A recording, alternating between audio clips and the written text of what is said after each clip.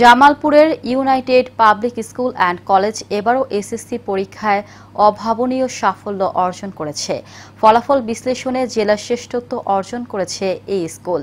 ৫৮ শিক্ষার্থীর মধ্যে সবাই পাশ করেছে, যার মধ্যে ৫১ জনই জিপিএ ৫ পেয়েছে এবং বাকি ৭ জন পেয়েছে এ গ্রেড। ফল ঘোষণার পরপরই বিদ্যালয় চত্বরে আনন্দে মেতে ওঠে শিক্ষার্থীরা একে অপরকে মিষ্টিমুখ করিয়ে নিজেদের অনুভূতি প্রকাশ করে। উৎসবের আমেজে মুখরিত হয়ে ওঠে পুরো ক্যাম্পাস।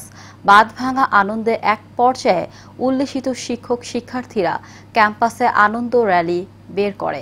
বিদ্যালয় অধ্যক্ষ অবসরপ্রাপ্ত কর্নেল মোহাম্মদ রাশেদুল ইসলাম খান এই কৃতিত্বের জন্য শিক্ষার্থীদের কঠোর অধ্যবসায় ও শিক্ষকদের পেশাদারিত্বকে কৃতিত্ব দেন।